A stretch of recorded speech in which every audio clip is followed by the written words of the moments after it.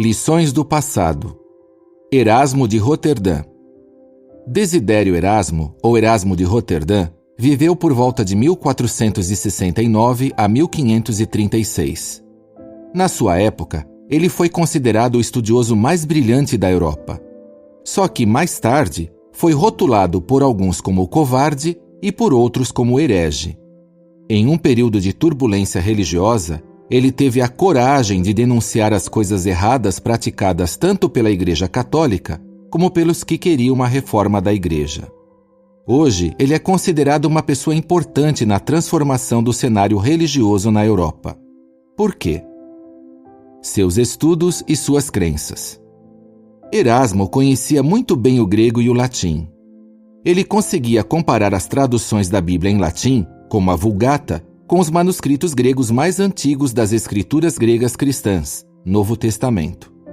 Erasmo ficou convencido de que todos precisavam conhecer bem a Bíblia. Ele dizia que, para isso, a Bíblia tinha que ser traduzida para as línguas mais comuns na sua época. Erasmo pregava que a Igreja Católica precisava de uma renovação. Para ele, o cristão de verdade não era alguém que simplesmente ia a cerimônias sem sentido.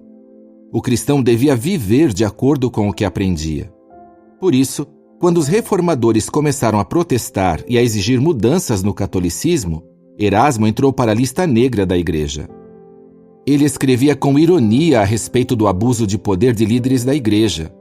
Criticava a vida luxuosa que levavam e a ambição dos papas que apoiavam guerras. Além disso, Erasmo era contra os padres e bispos corruptos que exploravam o povo por meio de costumes da Igreja, como a confissão de pecados, a adoração de santos, o jejum e as peregrinações. Ele também não tolerava práticas da Igreja como a venda de indulgências, cobrar para perdoar pecados, e o celibato, proibir padres de se casarem. O texto grego do Novo Testamento. Em 1516, Erasmo publicou sua primeira edição do Novo Testamento em grego. Pela primeira vez na história, o Novo Testamento em grego ficou disponível em formato impresso. Essa obra de Erasmo incluía notas e também sua tradução do Novo Testamento para o latim, que era diferente do texto da Vulgata. Ele continuou fazendo revisões na sua tradução em latim. Quando ela ficou pronta, tinha diferenças ainda maiores em relação à Vulgata. Uma diferença estava em 1 João 5,7.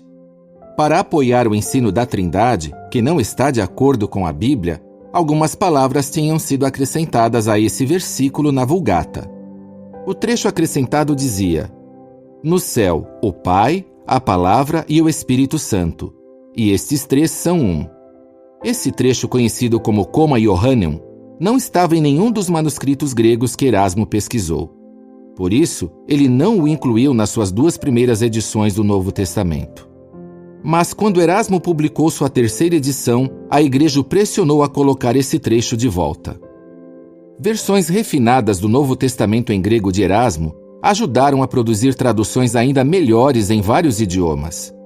Alguns tradutores que usaram a obra de Erasmo foram Martinho Lutero, que traduziu para o alemão, William Tyndale, para o inglês, Antônio Bruccioli, para o italiano, e Francisco de Enzinas, para o espanhol. Erasmo viveu numa época emocionante, de muita agitação religiosa. Seu Novo Testamento em grego era muito usado pelos protestantes que defendiam a reforma. Erasmo era encarado por alguns como um reformador.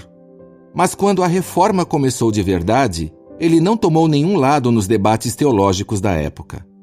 Mais de 100 anos atrás, o erudito David Schaff escreveu que Erasmo morreu isolado, sem tomar nenhum partido. Os católicos não o consideravam católico, e os protestantes não podiam considerá-lo protestante. O que se segue é informação adicional. Curiosidades.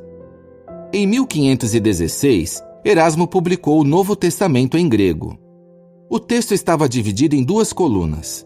Em uma, ficava o texto em grego. Em outra, ficava sua tradução para o latim. Sua obra também incluía muitas notas. Erasmo escreveu na introdução do seu Novo Testamento: "Alguns não querem que as escrituras sagradas sejam lidas pelas pessoas comuns, nem traduzidas para as línguas modernas.